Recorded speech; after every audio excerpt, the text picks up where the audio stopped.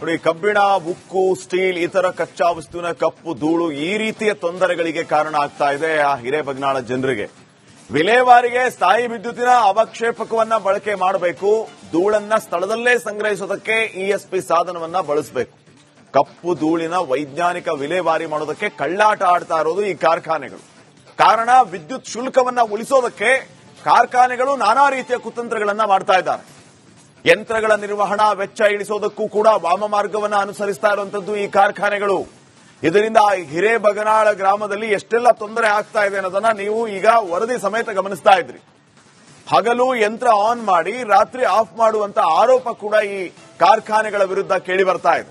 ಯಾಕೆ ಹೀಗೆ ಮಾಡ್ತಾರೆ ಅಂತಂದ್ರೆ, ಕಾರ್ಖಾನೆಗಳ ಸುತ್ತ ಹರಡುವಂತ ಕಪ್ಪು ಧೂಳು ಈ ಜನರಿಗೆ ತೊಂದರೆಯನ್ನ ನೀಡ್ತಾ ಇರುವಂತದ್ದು. ಜೊತೆಗೆ ಅವರಿಗೆ ಆ ವಿದ್ಯುತ್ ವೆಚ್ಚವನ್ನ ಉಳಿತಾಯ ಮಾಡೋದಕ್ಕೆ ಈ ರೀತಿಯ ಪ್ರಯತ್ನಗಳು ಆಗ್ತಾ ಇದೆ ಅನ್ನುವಂತ ಗಂಭೀರ ಆರೋಪ ಕಾರ್ಖಾನೆಗಳ ವಿರುದ್ಧ ಕೇಳಿ ಬರ್ತಾ ಇದೆ. ಸೊ ಇದೇ ಈಗ ಆ ಊರಿನವರ ಪ್ರಶ್ನೆ. ಜನಪ್ರತಿನಿಧಿಗಳಿಗೆ ಇದ್ಯಾವುದು ಕೂಡ ಗಮನಕ್ಕಿಲ್ವಾ, ಅಥವಾ ಯಾರು ಕುಮ್ಮಕ್ಕಿನಿಂದ ಸಪೋರ್ಟ್ ಇಂದ ಇಂಥ ಕೆಲಸ ಮಾಡ್ತಿದ್ದಾರೆ ಅನ್ನುವಂತ ಪ್ರಶ್ನೆಯನ್ನ ಈಗ ಅವರು ಮಾಡ್ತಾ ಇದ್ದಾರೆ.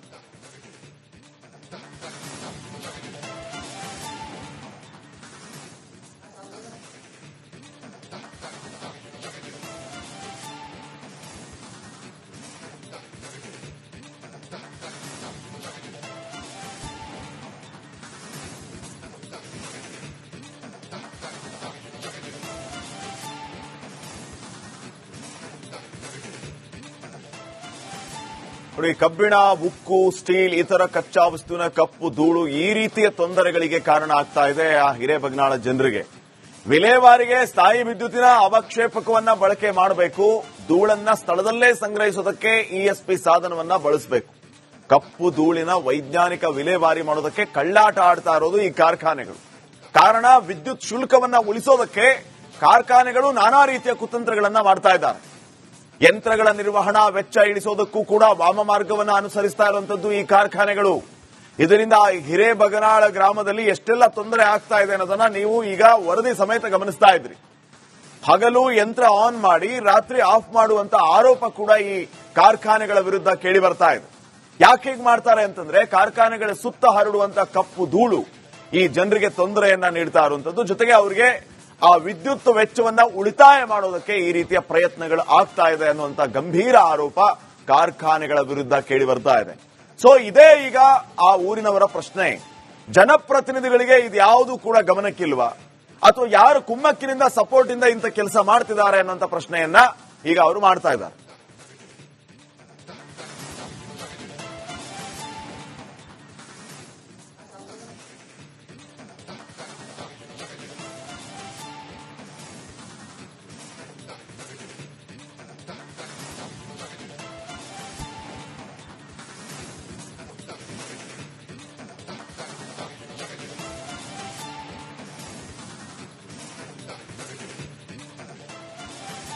ನೋಡಿ, ಕಬ್ಬಿಣ, ಉಕ್ಕು, ಸ್ಟೀಲ್ ಇತರ ಕಚ್ಚಾ ವಸ್ತುವಿನ ಕಪ್ಪು ಧೂಳು ಈ ರೀತಿಯ ತೊಂದರೆಗಳಿಗೆ ಕಾರಣ ಆಗ್ತಾ ಇದೆ ಆ ಹಿರೇಬಗನಾಳ ಜನರಿಗೆ. ವಿಲೇವಾರಿಗೆ ಸ್ಥಾಯಿ ವಿದ್ಯುತ್ತಿನ ಅವಕ್ಷೇಪಕವನ್ನ ಬಳಕೆ ಮಾಡಬೇಕು. ಧೂಳನ್ನ ಸ್ಥಳದಲ್ಲೇ ಸಂಗ್ರಹಿಸೋದಕ್ಕೆ ಇಎಸ್ಪಿ ಸಾಧನವನ್ನ ಬಳಸಬೇಕು. ಕಪ್ಪು ಧೂಳಿನ ವೈಜ್ಞಾನಿಕ ವಿಲೇವಾರಿ ಮಾಡೋದಕ್ಕೆ ಕಳ್ಳಾಟ ಆಡ್ತಾ ಇರೋದು ಈ ಕಾರ್ಖಾನೆಗಳು. ಕಾರಣ, ವಿದ್ಯುತ್ ಶುಲ್ಕವನ್ನ ಉಳಿಸೋದಕ್ಕೆ ಕಾರ್ಖಾನೆಗಳು ನಾನಾ ರೀತಿಯ ಕುತಂತ್ರಗಳನ್ನ ಮಾಡ್ತಾ ಇದ್ದಾರೆ. ಯಂತ್ರಗಳ ನಿರ್ವಹಣಾ ವೆಚ್ಚ ಇಳಿಸೋದಕ್ಕೂ ಕೂಡ ವಾಮಮಾರ್ಗವನ್ನು ಅನುಸರಿಸ್ತಾ ಇರುವಂತದ್ದು ಈ ಕಾರ್ಖಾನೆಗಳು. ಇದರಿಂದ ಹಿರೇಬಗನಾಳ ಗ್ರಾಮದಲ್ಲಿ ಎಷ್ಟೆಲ್ಲ ತೊಂದರೆ ಆಗ್ತಾ ಇದೆ ಅನ್ನೋದನ್ನ ನೀವು ಈಗ ವರದಿ ಸಮೇತ ಗಮನಿಸ್ತಾ ಇದ್ರಿ. ಹಗಲು ಯಂತ್ರ ಆನ್ ಮಾಡಿ ರಾತ್ರಿ ಆಫ್ ಮಾಡುವಂತ ಆರೋಪ ಕೂಡ ಈ ಕಾರ್ಖಾನೆಗಳ ವಿರುದ್ಧ ಕೇಳಿ ಬರ್ತಾ ಇದೆ. ಯಾಕೆ ಹೀಗೆ ಮಾಡ್ತಾರೆ ಅಂತಂದ್ರೆ, ಕಾರ್ಖಾನೆಗಳ ಸುತ್ತ ಹರಡುವಂತ ಕಪ್ಪು ಧೂಳು ಈ ಜನರಿಗೆ ತೊಂದರೆಯನ್ನ ನೀಡ್ತಾ ಇರುವಂತದ್ದು. ಜೊತೆಗೆ ಅವರಿಗೆ ಆ ವಿದ್ಯುತ್ ವೆಚ್ಚವನ್ನ ಉಳಿತಾಯ ಮಾಡೋದಕ್ಕೆ ಈ ರೀತಿಯ ಪ್ರಯತ್ನಗಳು ಆಗ್ತಾ ಇದೆ ಅನ್ನುವಂತ ಗಂಭೀರ ಆರೋಪ ಕಾರ್ಖಾನೆಗಳ ವಿರುದ್ಧ ಕೇಳಿ ಬರ್ತಾ ಇದೆ. ಸೊ ಇದೇ ಈಗ ಆ ಊರಿನವರ ಪ್ರಶ್ನೆ. ಜನಪ್ರತಿನಿಧಿಗಳಿಗೆ ಇದ್ಯಾವುದು ಕೂಡ ಗಮನಕ್ಕಿಲ್ವಾ, ಅಥವಾ ಯಾರು ಕುಮ್ಮಕ್ಕಿನಿಂದ ಸಪೋರ್ಟ್ ಇಂದ ಇಂಥ ಕೆಲಸ ಮಾಡ್ತಿದ್ದಾರೆ ಅನ್ನುವಂತ ಪ್ರಶ್ನೆಯನ್ನ ಈಗ ಅವರು ಮಾಡ್ತಾ ಇದ್ದಾರೆ.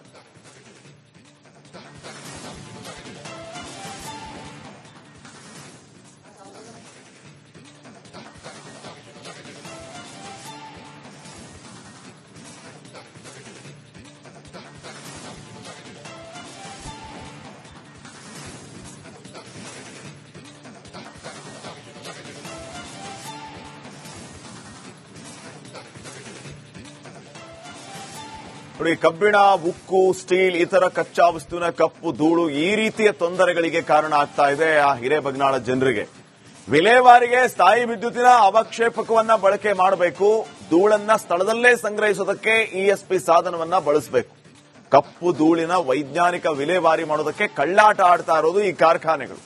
ಕಾರಣ, ವಿದ್ಯುತ್ ಶುಲ್ಕವನ್ನ ಉಳಿಸೋದಕ್ಕೆ ಕಾರ್ಖಾನೆಗಳು ನಾನಾ ರೀತಿಯ ಕುತಂತ್ರಗಳನ್ನ ಮಾಡ್ತಾ ಇದ್ದಾರೆ. ಯಂತ್ರಗಳ ನಿರ್ವಹಣಾ ವೆಚ್ಚ ಇಳಿಸೋದಕ್ಕೂ ಕೂಡ ವಾಮಮಾರ್ಗವನ್ನು ಅನುಸರಿಸ್ತಾ ಇರುವಂತದ್ದು ಈ ಕಾರ್ಖಾನೆಗಳು. ಇದರಿಂದ ಹಿರೇಬಗನಾಳ ಗ್ರಾಮದಲ್ಲಿ ಎಷ್ಟೆಲ್ಲ ತೊಂದರೆ ಆಗ್ತಾ ಇದೆ ಅನ್ನೋದನ್ನ ನೀವು ಈಗ ವರದಿ ಸಮೇತ ಗಮನಿಸ್ತಾ ಇದ್ರಿ. ಹಗಲು ಯಂತ್ರ ಆನ್ ಮಾಡಿ ರಾತ್ರಿ ಆಫ್ ಮಾಡುವಂತ ಆರೋಪ ಕೂಡ ಈ ಕಾರ್ಖಾನೆಗಳ ವಿರುದ್ಧ ಕೇಳಿ ಬರ್ತಾ ಇದೆ.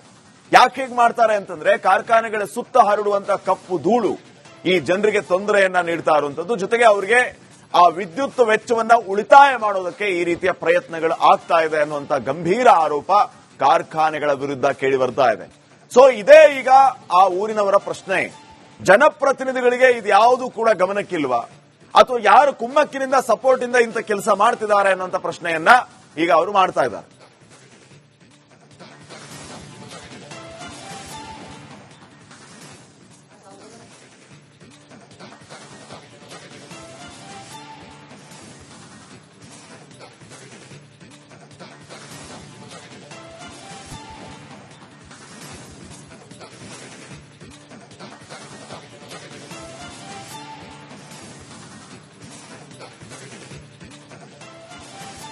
ನೋಡಿ, ಕಬ್ಬಿಣ, ಉಕ್ಕು, ಸ್ಟೀಲ್ ಇತರ ಕಚ್ಚಾ ವಸ್ತುವಿನ ಕಪ್ಪು ಧೂಳು ಈ ರೀತಿಯ ತೊಂದರೆಗಳಿಗೆ ಕಾರಣ ಆಗ್ತಾ ಇದೆ ಆ ಹಿರೇಬಗನಾಳ ಜನರಿಗೆ.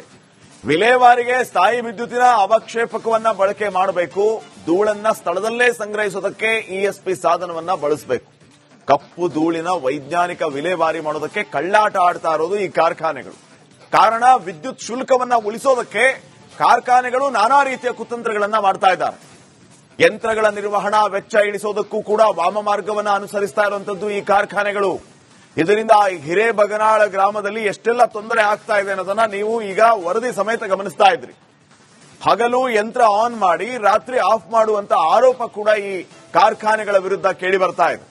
ಯಾಕೆ ಹೀಗೆ ಮಾಡ್ತಾರೆ ಅಂತಂದ್ರೆ, ಕಾರ್ಖಾನೆಗಳ ಸುತ್ತ ಹರಡುವಂತ ಕಪ್ಪು ಧೂಳು ಈ ಜನರಿಗೆ ತೊಂದರೆಯನ್ನ ನೀಡ್ತಾ ಇರುವಂತದ್ದು, ಜೊತೆಗೆ ಅವರಿಗೆ ಆ ವಿದ್ಯುತ್ ವೆಚ್ಚವನ್ನ ಉಳಿತಾಯ ಮಾಡೋದಕ್ಕೆ ಈ ರೀತಿಯ ಪ್ರಯತ್ನಗಳು ಆಗ್ತಾ ಇದೆ ಅನ್ನುವಂತ ಗಂಭೀರ ಆರೋಪ ಕಾರ್ಖಾನೆಗಳ ವಿರುದ್ಧ ಕೇಳಿ ಬರ್ತಾ ಇದೆ.